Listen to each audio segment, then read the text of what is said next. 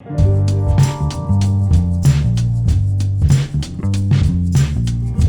to the Big Jackpot. My name is Scott Reich of scottreich.com, and I have the distinct pleasure in speaking today with Scott the Raja Richter. Now, in 2017, the Raja gave an interview, and there were a lot of questions that were asked, and as somebody that follows the Big Jackpot, it obviously seems like there's a lot more questions out there, and so we thought this would be a great time to talk with the Raja again and put them all together in one spot. So, first of all, good afternoon. Yeah, how are you? Good. How you doing? Tell us a little about yourself. Where did you grow up? So, originally I was born in Virginia Beach, Virginia, and then moved to Colorado when I was 5. Lived in Golden, Colorado, because my parents thought there was gold in the hills. Apparently there wasn't, just beer from Coors. And then we wound up living in the mountains in a place called Indian Hills, which is near Evergreen. And then as I started elementary school there, and I think around 3rd grade we moved down to like a suburb of Denver, and then I wound up lived there the rest of my life until I graduated high school. Okay, so other than maybe not actually being born here in Colorado, it sounds like you came at a pretty young age and have lived here for most of your life. Yeah, pretty much. Yeah, for 42 plus years. So okay. I pretty much consider myself a native. All right, definitely. How about any hobbies, activities? What did you do growing up? So growing up, my main hobby I did was play hockey. I did play other sports like soccer, baseball, younger softball, t-ball before that. So, but yeah, I mean, those were my main hobbies. And then I also used to like to do a lot of stuff in the neighborhood, like making money. And you know, when I lived up in the mountains, I would sell grasshoppers on the street corner. Really? Had so lemonade stands. The entrepreneurial spirit started really young. Yeah. All right. So hockey, you still play hockey today, do you not? Yes. Yeah. I'm still playing in the men's league, sometimes once or twice a week. So. What position do you play? Usually defense. Okay. So usually left defense. I do occasionally play forward. I'll sneak up there sometimes, or for short guys. But my preferred position is defense. All right. Now, obviously you're still pretty young, but do you get pretty sore after one of those games? Oh yeah, it's especially at my age now. It feels like I took a beating sometimes. And a couple of weeks ago, I took a really bad fall. But it definitely takes a little bit longer to recover than it used to. I understand. I do. Yeah. Now, your son plays hockey, does he not? Yes. All right. Do you ever do you enjoy watching just as much as you do playing it? Oh yeah. No. When he was younger, I both of my sons played. I coached for a couple of years, and then my son Joseph stopped playing, but Michael's continued to play. And it's definitely much more exciting now as they get older with the checking and a lot faster pace. When they're young, it just looks like a bunch of pinballs falling around on the ice. What position does he play? So he plays right now. He's playing right wing. Okay. So he actually all until this year played defense. Really? And then at the beginning of the season, the coach said, "You're so fast, you should go play offense." All right, so switch from defense to offense. So, all right, jumping back kind of to school, we got a little sidetracked there. Sorry about that. But yeah. How about high school? Where did you ultimately wind up graduating from high school? Yeah, so I graduated from Cherry Creek High School. But the last 2 years, unfortunately, I wasn't a great student. I was a good student as far as I attended class and didn't cause any problems in class. But I wasn't any kind of honor roll student, or I'm not a bookworm. And so my 11th grade year in high school, I took a restaurant arts program, which is how I wound up getting into the whole restaurant business. And so 11th and 12th grade, I would go to Cherry Creek for half the day, and then I'd go to a vocational art school for the other half of the day to learn the restaurant business. Well, that's great. So was the restaurant business your first job? I mean, did that create your first job? Yeah. So I had a cousin who used to own some restaurants in Park City, Utah. We'd go skiing and go out there for the vacations in the wintertime. And I used to go out there, and work in his restaurant, and he'd, busboy, dishwasher, kind of learning the whole business, and always enjoyed the restaurant business. So then after so while I was in high school, I did the restaurant program. My first job was Taco Bell. I worked there for about 6 months, and then I realized there was better opportunity, could make more money, so then I went to Little Caesars Pizza. Well, I was at Taco Bell. I started at Taco Bell when I was 15, and I used to work like 50, 60 hours a week, and plus go to school. And I think my first dream was like, one day I'm going to be a manager of Taco Bell. So How'd that work out for you? pretty good. No. Exceeded that, haven't you? Yeah. So, how did you get in? What was your first entrepreneurial endeavor? How did that begin? I mean, my experience is that I think entrepreneurs are they're born young. They always just have this instinct. So during my days in middle school and high school, I used to sell candy at school. I'd go buy it. Back then it was a lot cheaper. You go buy a thing of gum for 25 cents, and we'd sell for 50, or candy bars in bulk and sell them for 50 cents, and stuff like that. But early on in high school, I used to sell candy, and then for my 15th birthday, I got 2 gumball machines from my mom, and I started a gumball business. It was gumball vending machine business, which was called Video Invaders. And then I got into video games, pool tables, and other vending machines, which by the time I graduated high school, I actually had 2 employees working for me full time. We had movie theater chains all over the country that we would ship video games to and move machines around. And I did have a partner who was with the movie theater company, so it helped, but Sure. I handled all the operations of it and the gaming company, and it just kept growing, and just kept building it up from there. So when you graduated from high school, you had a couple of employees, and most people graduate from high school at 17, 18 years of age. So what age did your entrepreneurial drive really begin at this point? Probably when I was younger. Like I said, when I lived in the mountains, I would sell grasshoppers on the corner, or we had lemonade stands. And then when we moved down to Denver, I used to go buy soda pop and put it on my bike. And I would go try and beat the Roach Coach because they were doing all this construction. A Roach Coach is like a food truck for the construction workers. So I would go I would know their schedule, and I'd try and go ahead of their schedule and sell pop for 50 cents a can. And you have to remember, back in the day, a case of soda pop was $3. So 25 cents a can, you were doing really, I was making $8 and sell a couple of cases of pop a day, making $20, $30 a day when I'm 11, 12 years old. And it just kind of went from there. Then I came home and I said, they want burritos. So I was like, how do I sell burritos to them? They wanted more stuff. So I would I was always, doing different things like that. Responding to what the market wanted. Yeah. So, young age like that, what age do you think you made your first million? Probably right around, so making $1 million and having $1 million in assets, I guess, would be, or having $1 million in bank. Sure. So I don't know. I mean, I definitely did my first $1 million in business by age 20. I started Great Scott's Eatery, the restaurants, and that came from the vending machine company. I had machines in different restaurants and bars and stuff. And there was a restaurant called Lenny's, and it was this, you got to remember, this is 27 years ago, I guess now. There was a commercial. Denny's had a commercial, and it was 2 old ladies who said, "Let's go to Lenny's." No, Denny's. And so this restaurant was called Lenny's. I had a couple of video games in there, and the guy was going out of business, not making it. And I said, he's like, "Do you want to take this over?" And like I said, I always liked the restaurant business, and so I wound up taking it over. Put about $10,000 into it, and it had a. And at this time, I definitely don't have a lot of money. The vending machine company was doing well, but it wasn't, like millions and millions of dollars or something. Right. When I say maybe $20,000 a month. You're making $25,000. Yeah, I was definitely making good money and stuff. So I said, I'll take it over. And the building was owned by a large chain. So I was in there for about a month or 2, and they said, we're not going to, you don't qualify for a lease. You don't have the financials. And I'm like, well, this guy wasn't even making it in business. I paid his back rent when I took it over, and I'm current. You should be happy. And they were like, no. And so I was like, what should I do? And then I looked around and found a bank-owned building that was dilapidated and, looked hideous. So I went to the bank, and they sold to me for 10% down. I think it was $135,000, so I had to put $13,500 down. I put about another $5 or $10,000 to get it open, and basically moved the business. Said, all right, well, you don't want to give me a lease, I'm moving the business. And of course, then they were like, okay, we'll give you the lease. And I was like, of course, after you've went through all the work. It was too late. I was like, no, I'm good.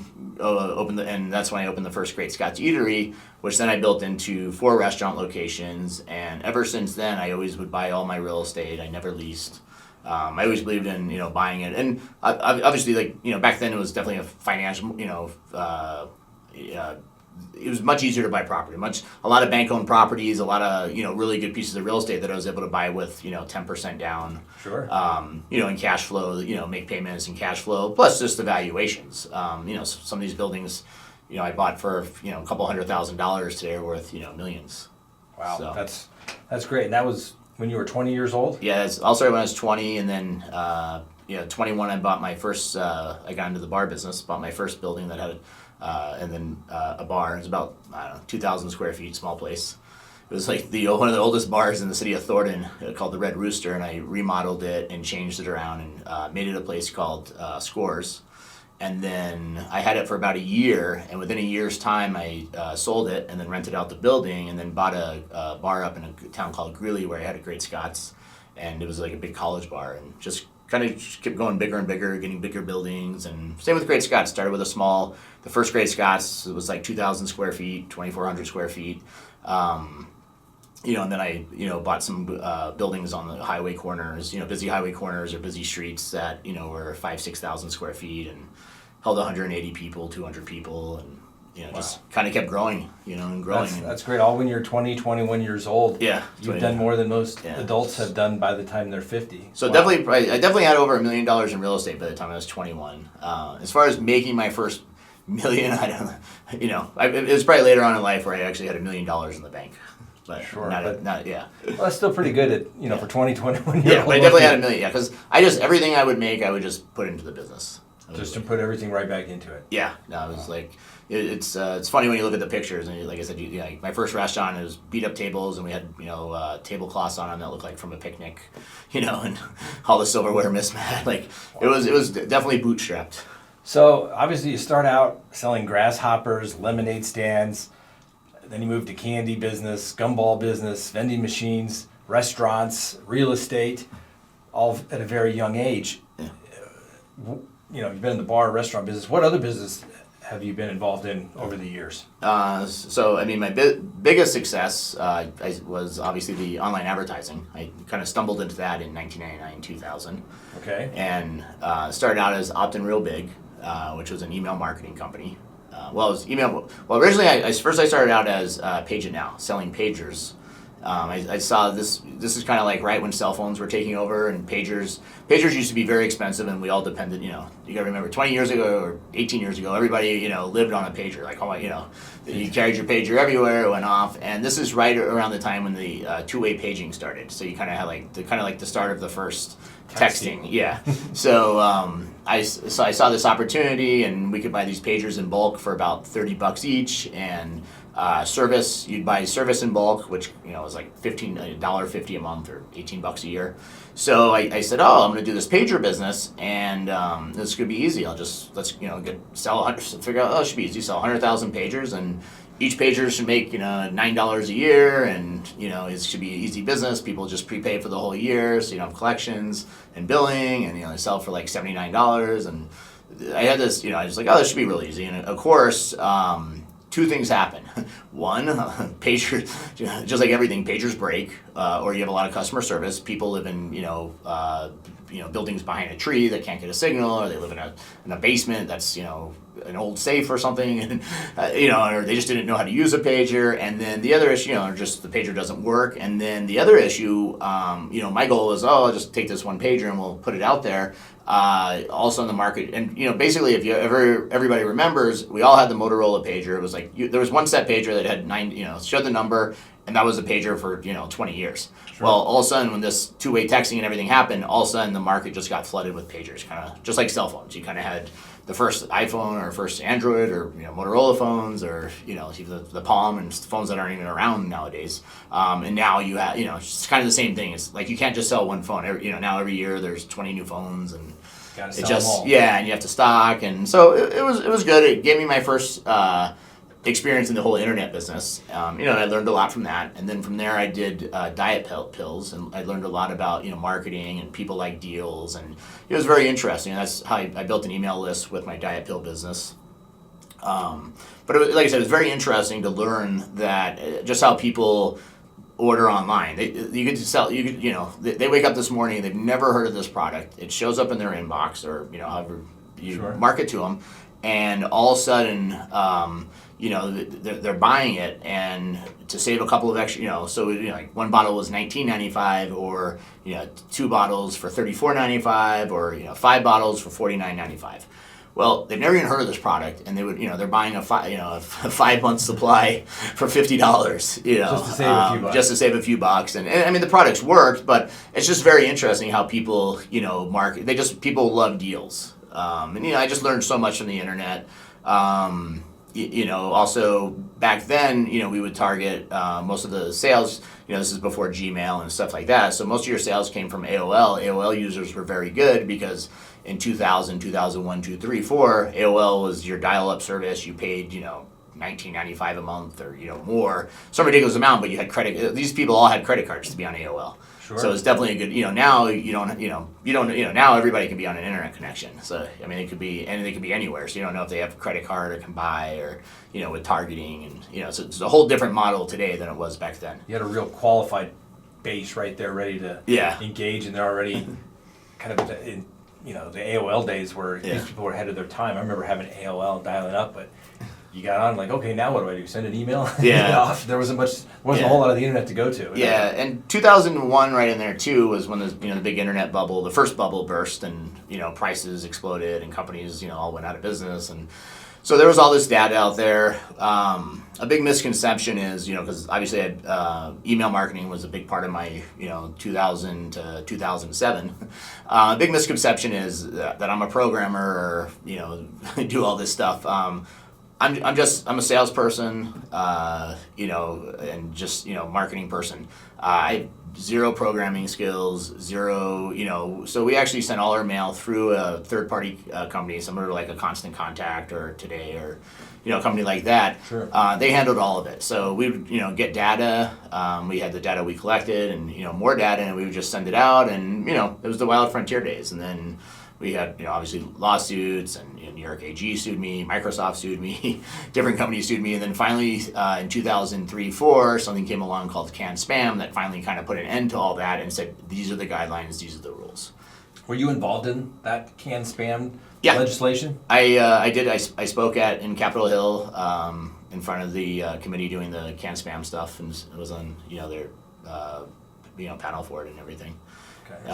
I don't know if I really helped shape the law, but I did appear there and speak on it, and it was crazy. It was weird, kind of, I was a nobody, just ran restaurants, and all of a sudden, like, out there, and, I'm all, I'm top business, most, most popular people under 50, or like 37, influential under 37 in the top 50. I'm, right up there with, P. Diddy and Justin Timberlake, or head of Justin Timberlake at the time, and, People Magazine. I mean, I was in every paper, and it was crazy. I had, 60 Minutes, and, shows following me around with cameras, and it was like, I was, and I, there was like, they were kind of the poster child of, they said Spam King, and I said, it's a marketing opportunity. So I printed up shirts that said Spam King, and kind of went from there. I said, you gotta take advantage of it. They want to. And I didn't feel I was doing anything wrong. I was, just in the right place at the right time, and so I would say something. So somewhere like in that 2000, I would say I definitely became a millionaire in that 2002, 3. Where you could say you had $1 million. Definitely had in the bank. Yeah, I definitely had $1 million in assets way before that. But yeah, definitely that it was because like I said, I went from restaurants, having 4 restaurants, 2 bars at the time.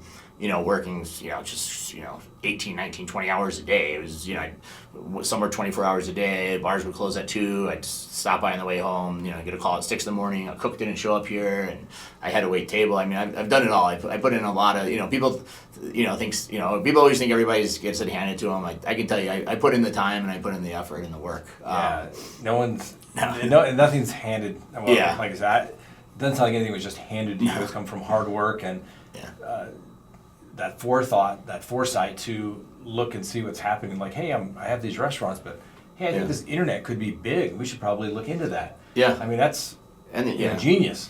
Now, and it's tough because every like I always tell people, every 2 years it changes. What works today won't work in 2 years or 3 years. You have to just constantly be fresh, new ideas, new things, and email was the first thing, and the products. And I launched an affiliate network called Opt-in Real Big, which then became affiliate.com. Then I got into the ringtone space really heavily in 2006, 7, 8. Those are the years we were on the Fortune 500. We were doing 100 million plus a year in revenue. Doing really well. Got sued by some more, I think Florida AG. Then the next hurdle. So after email, I was like, oh, I found this new business. You just put ringtones on people's phones. Very easy. Then the new business. Then the new lawsuits came in from the AGs was for automatic billing and billing to a minor. So you couldn't have. So if you had in like state of Florida, anybody under 18 couldn't subscribe, or you had a it's like we don't know how old they are if they sign up for a ringtone. And like I said, everything changes every 2 years on the internet. Like here we are in 2007. 2007 was a $100 million business for me. In 2018, there's gonna be $0 in ringtones sold because they're all free, or you just download a program, or however you want to get them. So it's crazy. And then from there, I was big in the domain portfolio space.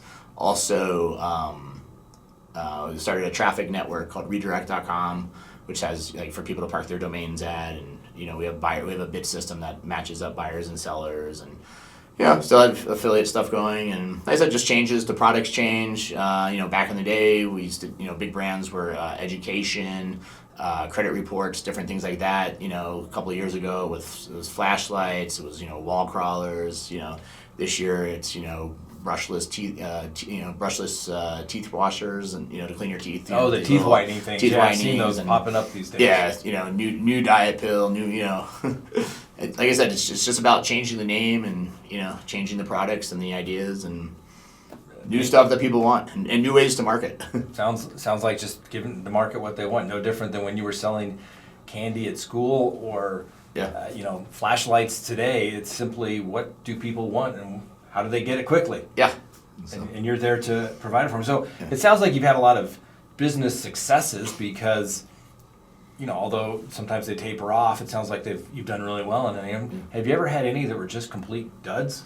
I've invested in some game companies. We had one of the I was a 50% partner in one of the largest one of the top games on Facebook when Facebook was more bigger on just the games before iPads and everything else, called Mercenaries of War. I lost over $1 million in that deal. I've had other, I've had, a carpet cleaning company I bought into. I've had, just numerous, different things. I've, had a lot of startups I've invested in. It's like I always tell people, as long as 2 out of 10 startups you invest in do well, you usually can come out ahead. But yeah, definitely had a lot of online internet startups that have failed. But I've had some huge success stories where they got bought out and did really well too. So it sounds like it's just trying to identify that opportunity and being able to go for it. Yeah. Go for it. Well, let's talk about your family life. How about your parents? What do they do? So my dad's a retired attorney in San Diego who sometimes practices as a judge sometimes, or does like traffic court and what do they call it? Municipal court judge? Is that what he's a municipal court judge? The traffic and different things. So the boys, when they go down there, will go watch him in action. So he just does that part time. He also fixes bikes at a bike store, and they fix them up for to give to underprivileged kids and stuff, like used bikes. Oh, that's great. So he does that, and so he's basically retired. My mom's retired. She lives here in Colorado. Like I said, my dad's in San Diego. She, has had different jobs. Her last job was like a personal assistant for somebody for 10 or 15 years, like 10 years. Yeah. So that's great. So do they have that entrepreneurial spirit that you had as a kid? Did you think you got this from your parents, or was this just something you're on your own? Yeah, I got it on my own. I don't know where I got it. My mom's definitely not a risk taker, and my dad's not either. They're both very money conscious and very saving oriented and very very apt to or very low tolerance to risk. I think it's a generational thing where certain generations are, you get a good job, you go to work, you save, and then you retire, and that's it. And don't do anything dangerous because you could lose it all. Yeah. And sometimes you got to be afraid to lose it all. Yeah. Well, yeah. There's. I guess I've always been a gambler my whole life, so it's like gambling on business. All right. Tell us about the twins. Yeah, Michael and Joe. They're 15, just starting to drive now. Got their learner's permits. 2 great kids. Michael's got a 4.0. Joe's got a 3.2. Do great in school. Very fortunate to have really good kids. That's great. Do any of them have the entrepreneurial spirit that you have? Joe definitely doesn't. Joe's very relaxed. Joe likes the simple life. I always joke around. I'm like, Joe, your first job's going to be working at GameStop or like an animal shelter or something. Okay. Just something very calming or easy or something you're into. But Michael definitely has the more of the entrepreneurship and a go-getter. But like I said, both of them are very fortunate. Especially Michael, he's reads very fast and remembers everything he reads. And I always tell Michael I wouldn't be surprised to see him being an attorney or something. He says he wants to be a programmer. Okay. Definitely has the mind, and like I said, he picks up stuff very fast. That's great. Now, if you feel comfortable talking about this. Do you feel comfortable talking about the twins' mom, Danny? Yeah. I mean, obviously, I'm sure think that's about had an her a impact. lot. So yeah, I'm sure that's had an impact not only on your life but the twins as well. And so, why don't you tell what happened and how it's affected you and the boys and how are they doing? Yeah. I mean, the whole thing came as a total shock. I was just started a 10-day business trip to Russia. We were going to Russia, Germany, and one other location for a big trade. One of the largest trade shows is in Germany every year. So we started a 10-day trip. Had been in Russia for 2 days, and one of her friends sent me a message and said, I didn't realize Danny was depressed or something. I said, I had no idea. I didn't either. I was like, what happened? And then I called you or text you or something. I said, hey, can you call and also I guess we didn't say, but Scott's also my attorney. Yep. I feel like I'm in a deposition. But yeah, I called you and then you called back and said, yeah. And I was like, I think my first thing was like, what do I do? What I had to do. But I was just stunned. I'm like, and then it's like worse because I'm on the other side of the world, and I mean even just to get back, it's 24 hours. And this is like this is like 9 o'clock at night here, 7 in the morning in Russia. I remember it very well. And then I called Brian, who was with me, who handles all my travel always. And I was like, I just sent him a message. I go, what's the first flight to get out here to get back home? And he's like, why? I can tell Yeah. you from this side of the world, I remember receiving the information, calling you back, and one of the hardest calls that I had to make is to tell you that she had passed away. And then I remember, I think you were on a plane within 2 hours maybe. It It was like 7 in the morning. Brian found a flight at like 10:30 or something, and the airport was like an hour drive. So I was actually, when I talked to you, I was in the gym working out because I just got up and I was doing my morning bike ride and stuff, and so it'd be another day. So he got me on a 10:30. So I immediately just went to my room. I didn't even think I showered. I just put my clothes on, threw everything in the suitcase, and by 7:30 was on the way to the airport. Got to the airport at like 8:30 or 9, and made the flight. And God, it was a long flight home, sitting on a plane. I can only imagine. So now, obviously, you shared custody with the twins at that time, and all of a sudden now here you are, a single dad. Yeah. How'd that change? Yeah, I mean, from having the boys, 3 or 4 days a week to having them 7 days a week, definitely, it changed. One big misconception that I do get a lot, and I always refer to Danny as the boys' mom, or I'll say, Danny the boys' mom. We were never married, so I do get a lot of comments all the time, your wife. But yeah, we never were married. We were together for about 2 or 3 years before the boys were born. After the boys were born, we were together for another 2 or 3 years, and then separated. We, probably got back together several times during the next 3 or 4 years until the boys were 7 or 8, and then I think we both realized that it wasn't going to work. Danny then got in, dated other people. I dated other people. We kind of moved on. She unfortunately, had some people in her life that were violent, and I kind of got dragged back into some stuff, and of course, it always backfires when you try and help. When an ex comes to you and says they're, violence and having problems, and but long story short, definitely the first couple of years of the boys' lives were good. After we separated, it was hit or miss. A couple of rocky years, but the last couple of years We were getting along fine. The boys were doing good. I know she was upset about that. Well, she would always we would tell them. I mean, we basically had an open door policy. It's like, if you want to come to my house, I mean, unless they had school or something to do. But it was, if they wanted to be at my house, I didn't care. If I was home or they. And I know over the summer she was kind of upset because they were at the house a lot more, and she kind of was like, one time I remember she was like, "You're coming home," or like, "Tell them they're not staying over another day." Like, they're coming home. I'm like, hey, whatever. I don't care. They're not bothering me being here, during summer break. Sure. This is 3 years ago, so they were like 12, 13. This is their summer before 6th grade. Okay. So. So everything was fine, and like I said, there's just so much that makes no sense. She had an Instagram page, and she made up so Michael's tryouts for hockey was that Friday, and she passed away on a Tuesday, and it's just so weird because it was like the second week of school, or no, maybe it was like the third week of school. Sorry, but she had her Instagram post a day before she passed, took her life was. When in the summertime I'm this nice lady, nice person, and when hockey rolls around I'm a mean, tough hockey mom or It wasn't anything that was like I'm about to leave Earth.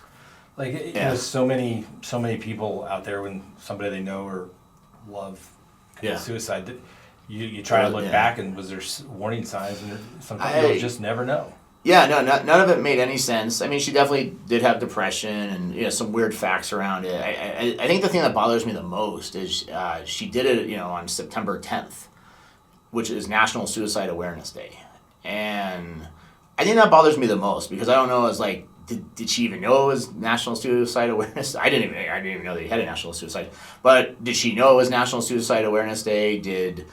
Was that a trigger? If it is, maybe having an awareness day isn't. How many other people? I've never looked into statistics, and I hate even thinking. Like I said, I think about it all the time, and just I wish the boys had a mom, and the whole thing. And it's even to this point, there's still really no reason. The note she left to the boys was brush your teeth, be nice to girls, use deodorant. I don't know how 12 years with them, and that's the only, basically all you. I love you, mom's always watching over you, and brush your teeth. Like I said, it was, I wish there was, there was just no science because, like I said, that one post, a month before this, she had bought a new car. She definitely had plenty of child support money. She didn't have any financial issues. She did it, she was, like I said, she did it with this guy she was living with who, they had some violence, over the years before all this. Like I said, we were getting along fine. I had the boys, she had, she was, and it's like, and then on top of it, like I said, none of it makes any sense. Like, why did you have to wait for me to leave the country? Like, if you're going to do this, why couldn't you have, dropped all their stuff off at the house for him? I mean, it's like, she kind of did it, and it's like, Joe's at the time, Joe wears glasses. His glasses were broken, so I had to I didn't even know, it's like I didn't even have a list of stuff. Like, his glasses were broken, they had appointments. They need, it's just like she just checked out today. I don't know what, nobody knows. People with depression and mental health issues, unfortunately, if they don't go treated today, it was just the day. But I know from my perspective, obviously, you had the kids, you were a great dad, but when you had to take them over full time, you really stepped up and did great. And seeing you now I got to get the kids to dentist appointments, I got to get them a sports physical. It's like full time taxi. That's why I tell people now, I'm like, I can't wait today. I'm like, the day you guys turn 15, you're gonna have your driver's permits, and the day you guys turn 16, you're gonna have your licenses. Because now obviously they're my number one priority, and and making sure. And I've had several people have been tremendous helps with them. Girl named Jackie, and also everybody's T. T's definitely been a really big help with them and stuff. Being a single parent is the hardest working job. It's just it's when you have two of them, and it's like I had hockey going on, and Joe's in some computer programming class, and it's like I said, it's just it's very tough to keep. It's so much. It's not. At least the good news, at least now, they're older, they can be left alone, they can travel, they can make food, they can they're more self. Can take care of themselves. But. So I guess now the big question that people out there in the big jackpot world want to know is, Are you seeing anybody? Are you in a serious relationship? No, not right now. I have been in relationships over the years. Sure. But yeah, no, right now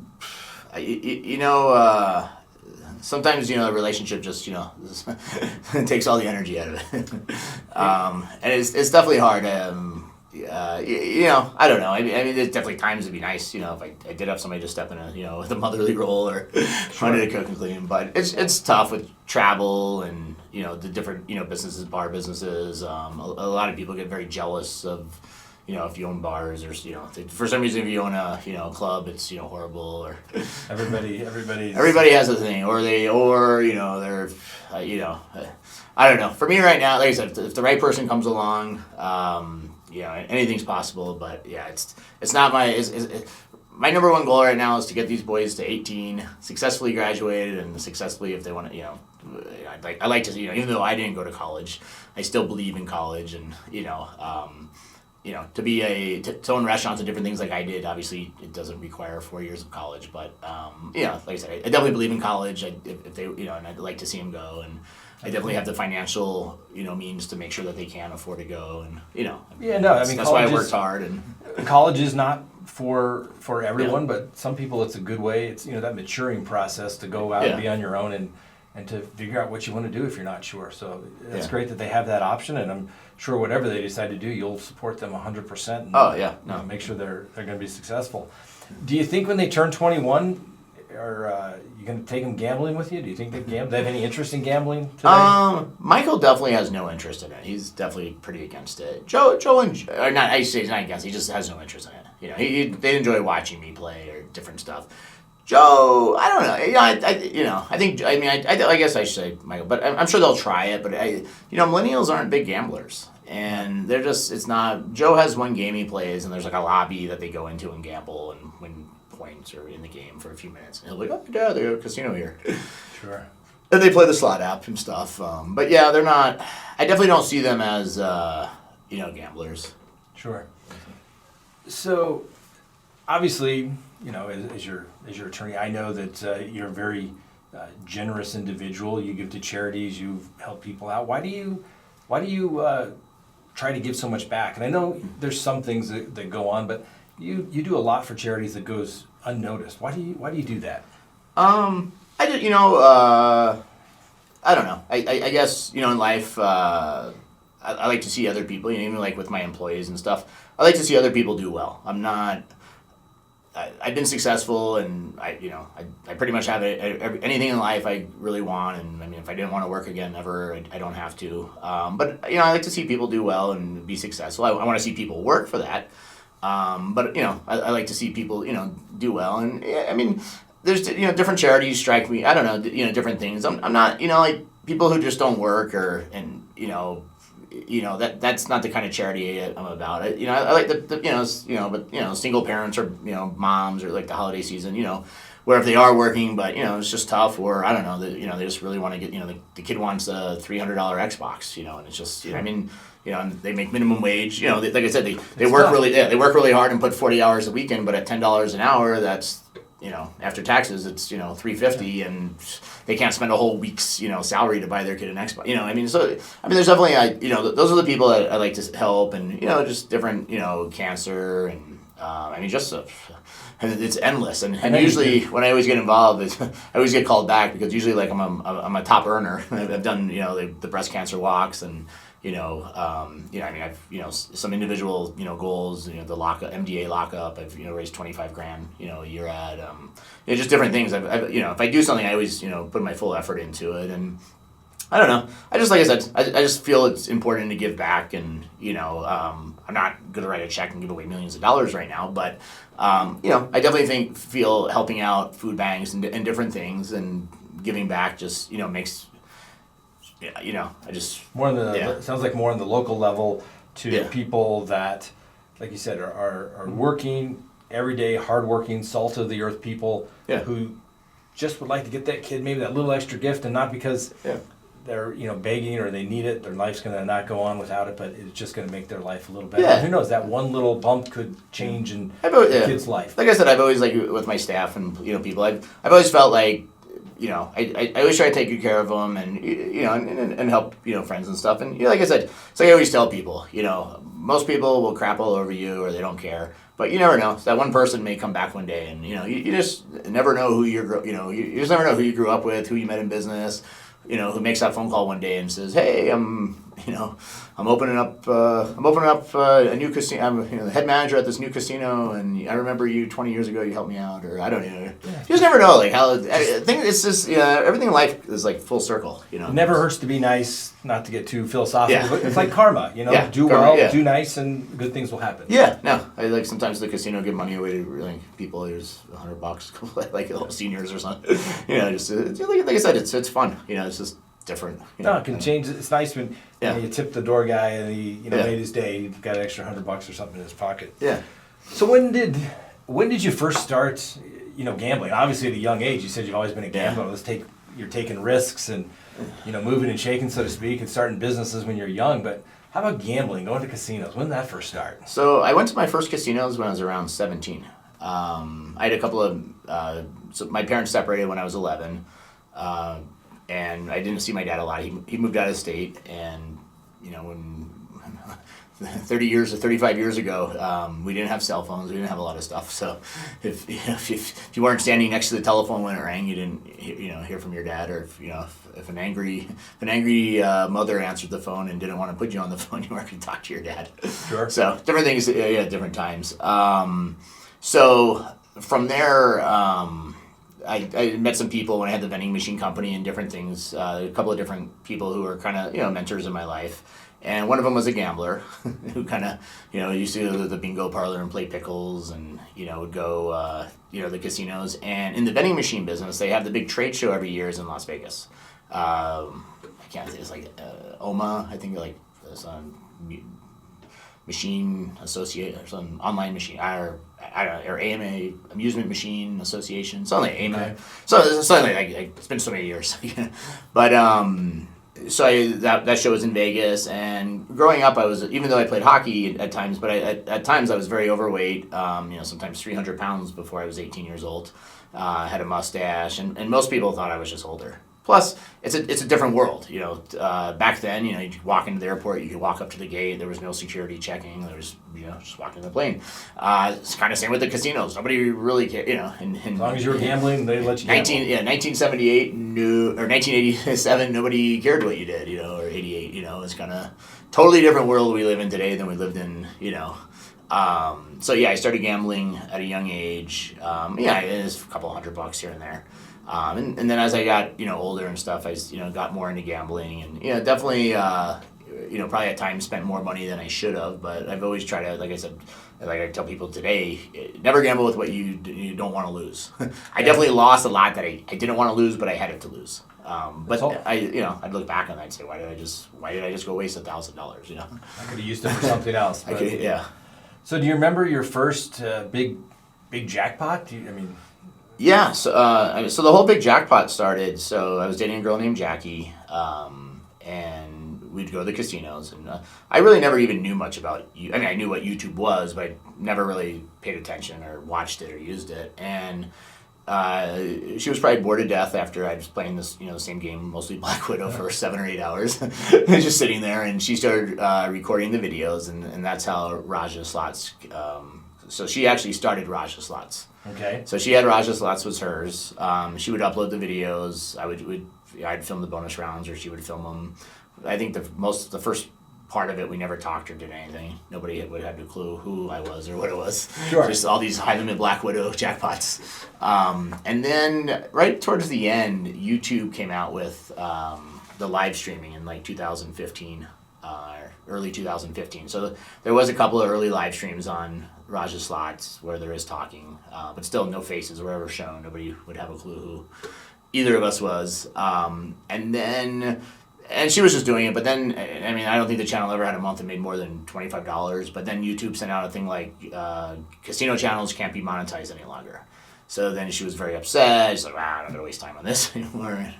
I said, all right, then I'll just start my own. So I started the Big Jackpot in December of 2015. and it really didn't do anything. I kind of the same format. I just kept uploading. Now, sometimes she was with, we'd both record, but I just kind of the same thing. Would record bonus rounds here or there, upload, 5 videos today, nothing for another 2 months, and it was nothing. Fast forward to April 2017, and I had, just right under 1,000 subscribers. Wow. So, the channel didn't do anything. I think from 2015, and it was, whenever it got monetized, but to April of 2017, the channel made $100. It was never like to make money with or do anything. It was something I was kind of trained and share your experience at the Black Jackpot. At the thing. And then with my online advertising company, a lot of the trade shows are in Vegas and stuff. So I don't know why we were out there or something, but we were out there, and like I said, live had just now. The first times when we went live, she had her computer and we had like a camera. It was a process. But now they had just came out with the app on your phone to go live and stuff, and we went live and all. It just like blew up. We're like all these people. Who's the guy? Who was the Raja? I remember like chat boards. Who is this guy? And all of a sudden, just kind of like out of nowhere took off. Once again, the Raja is on the cutting edge and leading the way, which brings me. How did you get the nickname Raja? So when I was doing the ringtones, so all the way back to the email days, I was known as the Spam King. And then when the ringtones came along, and I really didn't care, but I just thought Spam King didn't sound the best, or spam, the word spam. So Raja is King of India, and I made a couple of times I've been to India, and I heard the name or something, and I was like, it's like the King of Ringtones, or Raja of Ringtones, or something. So that's kind of how it was formed as a nickname, and it kind of just stuck, and then when Jackie set up the first channel, we went with Raja Slots, and so it's just a nickname. Not very many, a few people would say it. It wasn't like, not like today.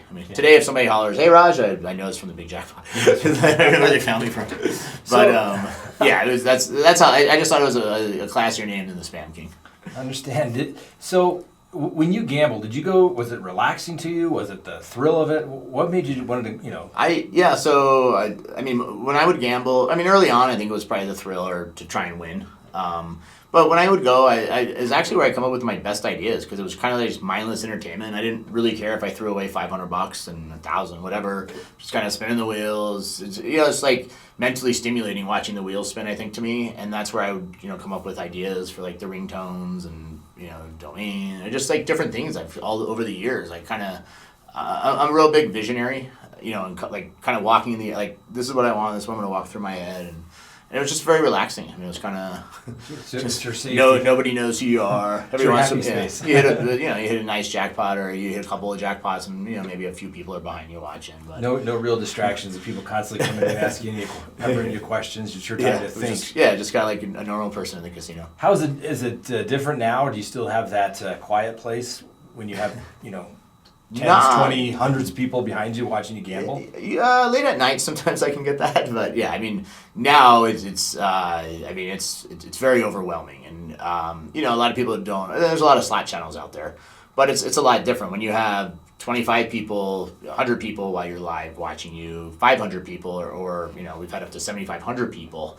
And people don't realize it's not like I'm at a computer and everything's hardwired and I have all this stuff and I can read messages. This is a little 2 by 8 inch or 3 by 8 inch device that shows 2 or 3 messages, and it's moving really fast, and you're trying to keep up with it, and and then on top of it, because I am a high roller and betting bigger, I have to deal with the hand pays, paperwork. If you hit a jackpot, a lot of people don't realize, like, if I hit a jackpot, I have to physically sign the form. That's why I love the fast pay places now. But I physically have to sign the form. They can't pay Brian or T over here and sign the form. I physically have to be paid. I physically have to put it's because with the laws, whoever puts the money in and spins is responsible. So it's like, it's a lot. So trying to keep up with the chat, keep up with the machine, keep up with the play, and then throw in Wi-Fi issues, connectivity. You know, I was going to say, because at least you have all the random security. There's no electronic issues at any given time either. So random security guards who don't know that we have approval to film, who come over in the middle of it, freeze, stop filming.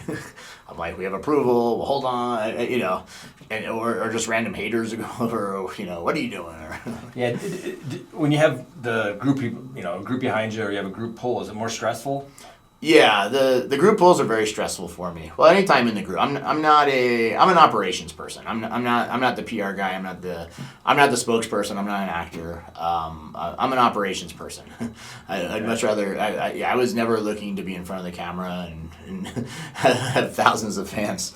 So yeah, and then on top of it, it's like it's. I mean, I have money in the group pool too, but it's their money. I just like I always tell people, it's like going to a movie. You go spend 20. I mean, theoretically, we shouldn't lose more than 20-30%, but it has happened, and we've also won 50% on a group pool. But yeah, I still feel bad. I don't want to lose their money. But Sure. I mean, most people have said, no, Scott, we know we're gonna lose. He's like, this actually, if putting $100 in this and getting something back at the end is better than me going to the slot machine with $100 because it could be gone in 10 minutes. At least this, I got an hour and I hang out and talk to everyone. But you still feel bad. Like I said, I love when we start a group pull and I like right off the get-go have a jackpot, I'm up and I'm like, oh. But yeah, I mean, it's, especially that $25,000 Wheel of Fortune, especially the big ones. Like when we did that $25,000 Wheel of Fortune one at Foxwoods for Slotfest East, I think we were like $11,000 or $12,000 in and we didn't have anything. We're like $100 to spend. 120 spins and nothing. I mean, I think we had like 3 cherries for $600 through. And I'm like, oh god. And then we finally hit. And then we finally get a bonus. It was like 2,500 or 3. I'm like, oh. Then we got another bonus. It's like 2,500. I was like, but at the end of it, we wound up with like 24,000. I worked out. Wow. Yeah, that could be stressful. These people work hard for their money. Yeah. They're putting their faith in you, and obviously you have as much control as they do. Well, a lot of these people think I have a magical touch or something special in it. I mean, honestly, it's at the end of the day, it's pure luck. I mean, definitely there's things you could do to probably help your odds or, better strategies to play when you're playing slots. Like if you just hit a jackpot move, but I've been on machines that hit 5 jackpots in a row, and if I would have moved, I would have lost 30 grand. I mean, and then you could be on machines where you hit a jackpot, you think it's getting hot, and it goes cold, and you lose 10 grand, 20 grand. So it's, I mean, at the end of the day, it's all pure luck. Do you have any gambling superstitious routines that you go through, or good luck charms you carry with you? Yeah, I don't carry anything. I'm really paranoid about odd numbers. So people always watch me like I hate change and I hate odd numbers in the machine. So whenever I have odd numbers, or if the change, or like if it's an odd, like $101 or I try to always make it even. Got it. Do you gamble on anything else other than slots? No, I've been to dog and horse tracks probably 2 times to both of them, but I think when I was there I played small bets. But yeah, I'm not into the horses. I'm not into the dogs. People always sports betting. I get asked a lot. Never really betted. Maybe I bet 2 or 3 Super Bowls for $100 with friends or something. Nothing or big. They were going to Vegas. But yeah, I'm not into that that much. I have done some big bets on fights and stuff in the past, but it's not. Unless I'm really sure, I think I like the instant gratification. I don't like that wait. Sure. Or I don't like being dependent. If you make a bet and all of a sudden the quarterback's out, or the horse breaks its leg. Yeah, goalie gets injured. So obviously, when people start a hobby or they have a passion, they do something, and then it turns into something like a job, and they lose that kind of that desire, that passion. Is gambling still fun for you? Does it still bring you that relaxation? Definitely doesn't bring me any relaxation. At times it's very fun, at times it's not. It's very hard when you're live, and you have thousands of people watching live with you, and negative comments, or like I said, it's pure luck. I don't control these machines. I mean, I've moved around to 10 machines, and all 10 of them lost money. It's definitely a lot more exciting and fun when the machines are hot and I'm winning, and Sure. it's like, and it's a good crowd. But yeah, and people, it's like people think it's their money. Change machines, do this, do that, play that. I try and play a variety of machines. I try and accommodate requests, but unfortunately, some people just feel very entitled at times. Yeah. Yeah. So, obviously, in the internet world, in today's world, it's easy to sit behind a keyboard and be an internet troll. How do you deal with that? I mean, like you said, people, you should have quit. You should have played one more. You mispronounced a name. You did something. How do you deal with that? I mean, the trolls and jealousy. It's sad that people are just so jealous. It's like, just work hard, go gamble on your own. It's funny how like these trolls, like, me personally, if somebody didn't want me around or I was a bad fit for that group, I would move on. I would be like, it's kind of like if you went to a restaurant and they said, we don't want to serve you. I wouldn't keep coming back to that restaurant every week trying to go eat there. Yeah. But that's what the trolls are. And I don't know, I guess maybe it's almost flattering. It's like, if you really want to waste that much time being that disruptive, and at the end of the day, a view is a view, and actually sometimes the trolls help because the more people that are chatting and talking in the chat, usually almost every time we're live, we always trend on YouTube. So the more activity that's created, and disturbances by them actually helps us trend. I mean, at the end of the day, they're actually helping grow my channel. Going back to the saying that there is no such thing as bad publicity, apparently. Yeah, so even the trolls do that. That's how you look at it. So, is it your own money you're gambling with? No, it's my mom's. No, Her retirement? People always ask, a big question I always get. No, it's 100% my own money. Okay. Casinos, I definitely do get free play from casinos. Pretty much any casino is going to give me free play. I can pretty much call up any casino in a major market like Vegas, Atlantic City, and get $5,000 to $10,000 in free play, just because I'm that well known of a player and my play level. So I definitely do get a lot of free play and stuff, but they're giving you that free play based on the fact of how large your credit line is and your history of play. They just don't give it to you one day. Say, hey, I've got a channel. It's because you've gambled for years and gambled lots of money, right? Yeah, correct. All right. What's do you usually break even? Are you coming up, losers, winners when you go gamble? How does that work out for you? So I can say, since I started gambling when I was 17, 18 in there, I can say from the time I was 17, 18 to the time I was 46, 46, I 100% lost money every single year gambling. Okay. This is going to be the first year that I'm actually ahead. Really? Yeah. And definitely, like I said, I've learned some new techniques and some new things that I've been doing, and people have probably seen some of that. But yeah, this is definitely the first year I've actually ahead. And it's not that I've some years I've had large losses, but it's not.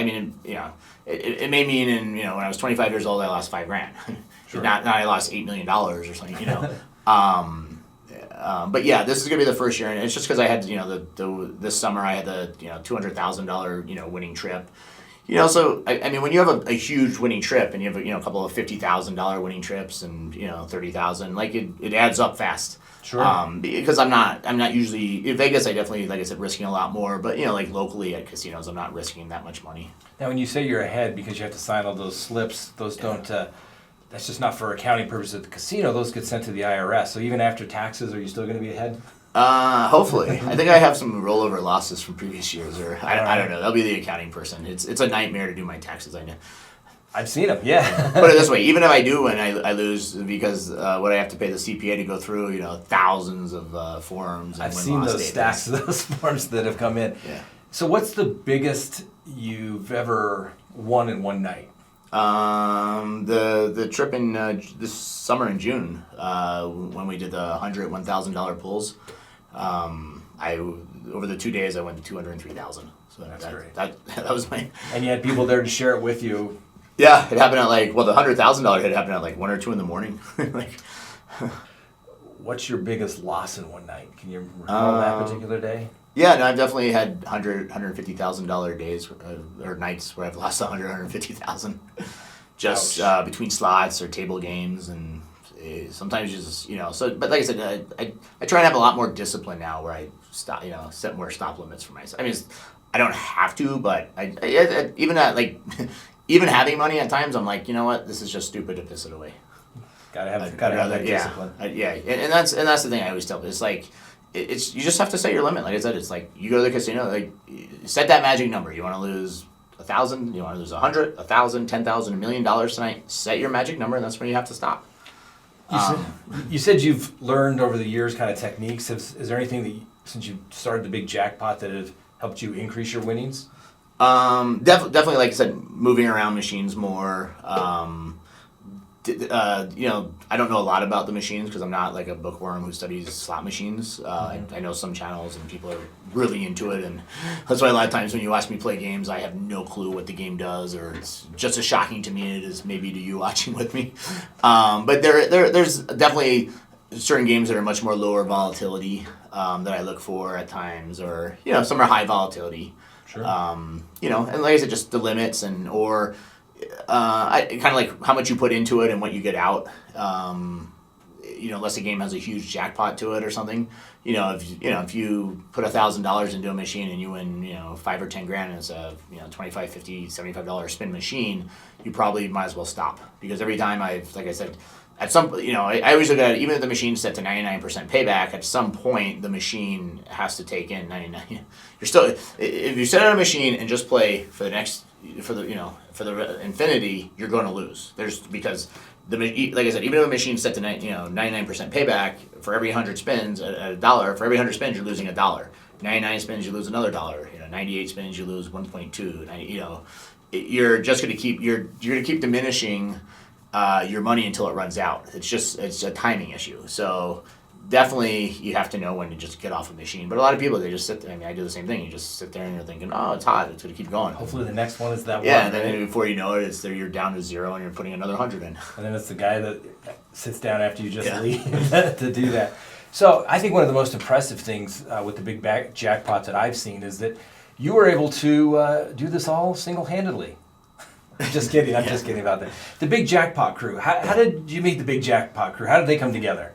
So Brian and I originally met from hockey. He was a hockey referee who somehow found our men's team, just as a free agent. And like 11, 12 years ago, met him in the locker room. He hustled me, sold me. He was always ticket scalping and doing side jobs. So he hustled me, sold me these when the Rockies were in the World Series. So he hustled me and sold me his tickets like way overpriced. I said, "This is the guy I gotta hire." So then he came to work for me at Media Breakaway, which is my online advertising company, and has been there ever since. So that's where he is. And just from traveling, we go to Vegas, and Brian likes to gamble. Then the next one, T. I actually found T from the nightclub. He used to come in, was a customer, hang out, and come in, just a nice guy, and was looking at a career change at the time, and was like, I want to learn this. I'm like, you know nothing about this. And he still may know nothing about it. I don't know. No. So he started working for me at the advertising company maybe 3-4 years ago, and then also was, like I said, tremendously helpful with the boys and stuff. And then Jeremy, I met at the club. We had some work done from a company that did haunted houses. And Jeremy did videos and stuff for them part-time, full-time. So I met Jeremy and I said, hey, you do videos. We have this club. We like to do videos. We have a YouTube channel, different things. So he came and had done videos for me. And then Jeremy, the haunted house company shut down. And Jeremy actually then moved to California for like a year. And I don't know why I reached out to him or what made me contact him, or I did, but I reached out and he was like, oh yeah, I'm actually coming back to town. And I was like, oh, well, when you get back, let me know and we'll sit down. And he's been on the crew ever since. That's great. So that's how we found him. So obviously you brought a lot of people together, in your community. I mean, is this something this must make you feel pretty good, bringing all these people together from literally around the world. Yeah, no, it's definitely 100% makes me feel good. It's like anything. It's a community. So we have great days in the community. We have bad days. We have fights. We have arguments. Everybody has different opinions in the community. You can't make them all happy. The biggest thing, unfortunately, is we're in the U.S. So time changes. So a lot of people in the U.S. will be like, "I'm going to bed. I'm on the East Coast. Hurry up and play or start." And I'm like, well, you have people in Australia who it's 5 a.m. Like we have people in the UK where it's 10 o'clock, are different. I mean, it's global, so definitely hit people at different time zones, different reach. But it's amazing, and the events we have, obviously, like the group pools at different places or the slot fests. But I think the biggest thing is like the cruises. How many? We're going to be having our third cruise in May, and the last cruise almost 80 people, and this cruise probably 110, 120 people. It's amazing once people find nice people and things they like, how they'll participate and they love it, and it's I mean, I guess it was kind of like I guess I'm involved in the hockey community, or you have different communities, or and stuff, but it's interesting because there was never anything before. If you go to a bar, you sit at the bar. If you go to a bar by yourself, you sit at the bar. You talk to the bartender. If you're a guy, or you meet a guy or girl next to you, or you mingle, you get out. But like if you're a gambler and you're a single, especially by yourself or something, or even a couple, like you go to the casino, you don't know anyone unless your neighbor gambles or you say, hey buddy, let's go. But a lot of people like to gamble, and they, like I said, some it relaxes, some there's a game of chance, to get lucky, but it doesn't. You don't meet anybody. So I mean, unless you sat at the same machine every Tuesday night at 7 o'clock, and so sat at the same machine next to you every Tuesday night, and you just happen to talk to them, you really don't meet people. Of course, you say hi to people, or maybe the girl working the buffet knows you, or the slot attendant if you had a bunch of jackpots over time. But nobody knows you, or your host knows you, I guess, if you have a host. But there's no social aspect, and it's just nice to see like all these people. Hey, I'm going to Hard Rock in Tampa. Who else lives here? Who else could be there Saturday night? Or I'm going here. It's at dinner. Have something. Yeah. They have something in common with. And they've just met people, and it's crazy how all these people have never known anybody, and now they're great friends. That's great. So obviously this has been kind of a work in progress. You said originally started out with Jackie, filming your jackpots, and here you are now. I mean, what are you up to? 150. Yeah, well, YouTube had a scrub, so we were actually up to about 150,000, and now we're at 126,000. 126. That's still a lot of people. That's still a Yeah, lot of people. no, it's crazy. So, what's the goal for the Big Jackpot? Where do you want to take it from here? The goals changed several times. Obviously, like I tell people, and anybody common sense or some financial skills can see. There's nothing that the amounts that I risk and play with, it would need to bring in a heck of a lot of money. So it's definitely not covering my gambling. I definitely try and get it to cover, Jeremy, obviously full time on the Big Jackpot.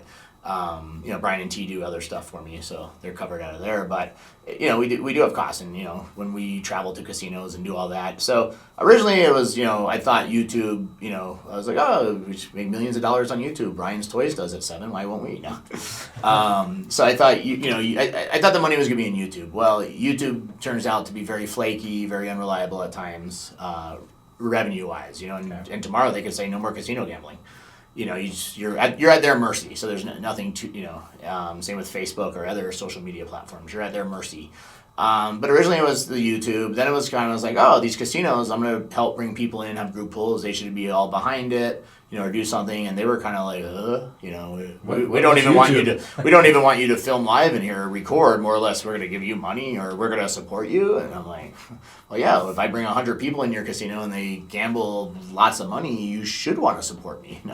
In this group, these are good people. I'm bringing you customers. But they don't get it. They'd rather send out spend millions of dollars a month sending out postcards that nobody reads, killing trees, having billboards on the side of a highway that they have no clue if anybody saw. I mean, it's crazy. I could say right now, less than 24 hours, I could say I'm going to be at East Coast or West Coast, Indian reservation, a large casino.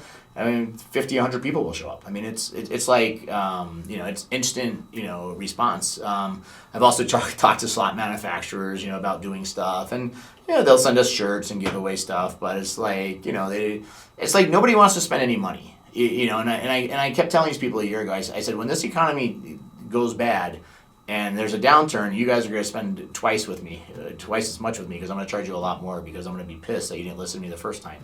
And sure enough, the economy's crashing. The stock market's down 3,000, 2,000 points in a month, and interest rates are going up, and casinos. Look at the casino stocks; they're taking a huge hit already. Huge. And casinos have a big problem because millennials don't gamble. And the other problem they have is, I mean, think about it, it's just like influence marketing out there. as an influencer, I found this niche of gamblers like myself. It's just like, look what the makeup people have done in the makeup world. Totally disrupted it. I speak highly of the casinos we play at. Like I said, we ask for permission. I've seen some other YouTube channels go and record and get thrown out because they didn't have permission. They make hate videos and go to the newspapers, and I'm like, I follow the rules. I'm not going to slam, slot manufacturers to extort money. Some of them do that. Like I said, they're going to see the value in what we do at some point and want to be part of it. Like all things, yeah, the cream rises to the top. Yeah, you're at the forefront yet again. It seems like, and pretty soon they'll be coming to you, knocking on the door and say, "I gave you the chance 2 years ago. Where were you?" Yeah, one day they're gonna be like, "Can you?" One day we're gonna have 1 million subscribers, and every video I put out gets millions of views, and I'm gonna be they're gonna be like, you have a new game out, you want to see it get played, But like I said, we try and do all this stuff so that the viewers aren't stuck with they're definitely not stuck with my gambling tab, and then we have the extra stuff like the Patreon. Which is nice. We have almost 900,000 Patreon members, and it's an even closer knit community, private Facebook page. We do extra play on there. We try and give back stuff, more contests. We try and give them, value, and it starts at $2 a month. Honestly, some people say, "How I can't afford that." Honestly, it's like I said, we have different levels. I honestly think everybody in the world can afford $2 if they're really passionate about something. It's for others, people, it's like, and I think it kind of just the $2. It's crazy. The $2 keeps most of the headaches and trolls out. Yeah. So and $2 is, it doesn't. You can't even get a cup of coffee at Starbucks for $2. And it's one pull or many pulls, depending on what you're playing on a slot machine. And that helps cover, like I said, some costs. But it really doesn't even, because we give away, every 6 months I give away a trip for two to, something we're doing, and plus $1,000 cash to that person.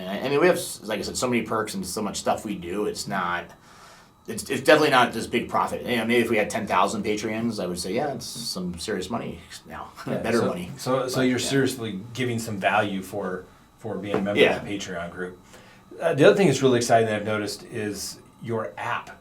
Tell me about the app. How did that get started? And that thing seems like it's going to be big. Yeah, so from being in the online advertising business over the years, I've definitely seen slot apps or different game apps.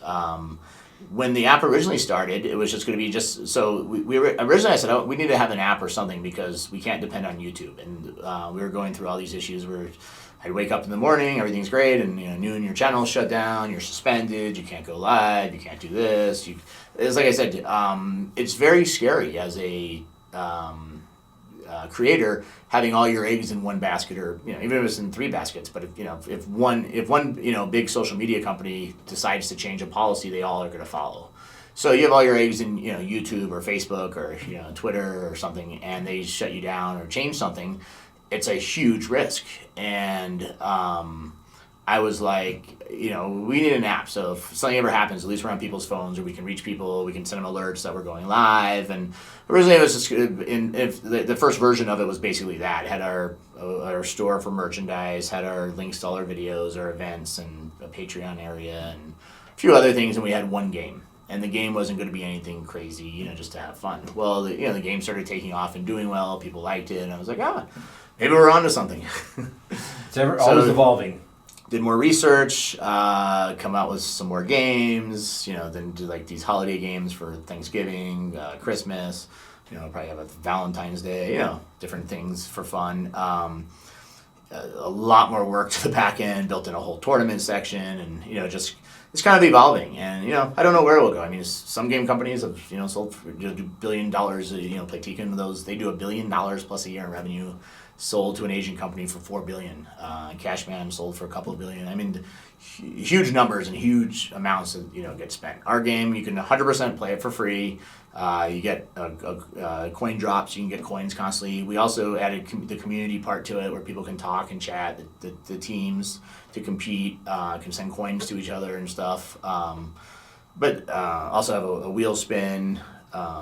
Loyalty bonus. Like I said, 100% can play it for free. But we do, if you want more coins faster, you can buy coins. If you want to move up the ranks faster. We have experience points. You know, I can tell you to develop these apps takes hundreds of thousands of dollars.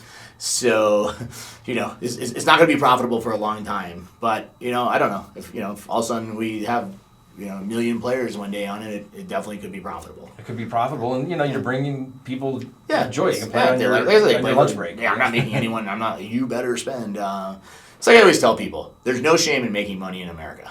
Absolutely. Or anywhere. You know, you don't need to rip people off to do it. I don't need to beg you to, you know, buy something from me, give me money, you know.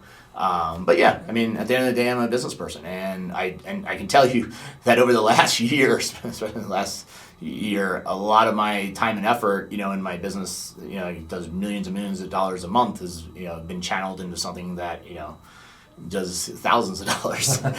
And possibly even lose money when you look at the end of the day. But you know, you're giving people something of value and you're creating something. So that's, you know, impressive. I know you've done some traveling with your Big Jackpot family. Where are you going next? Are you going anywhere in 2019? Yeah, I mean, we definitely have Slotfest East and West, which are going to be big events in Atlantic City and Vegas. Atlantic City's in February, Vegas in March. Then we have our Big Jackpot Cruise 3.0, which is to Alaska. We'll probably do another cruise in September or October. There's talk of a September one to Europe. Otherwise, it'll probably, if it's in October, it'll probably be a Caribbean cruise or something. You know, kind of Nice. like October, November, sometime in there. Definitely want to get to Australia in 2019. I was hoping to get there in 2018, or actually I was hoping to get there over Christmas, and it just didn't work out. It was just such a long flight. I kind of mentally prepare myself for that. Last year I was looking back, and it was like last year this time I was in Macau and all over. But you know, it just takes a lot. And like I said, with the boys, and you know, I definitely will be able to do a lot more stuff after August when they're 16. And They can drive drive. around And themselves. I'm not going to be like, oh, who's going to drive them here? Who's going to do this and that? They'll definitely be much more self-sufficient. But Well, I appreciate you taking the time to speak with us and letting us have the opportunity to get to know, you know, more about you and yeah, your life and the Big Jackpot and where you're taking it and where you're, you know, want to go in the future.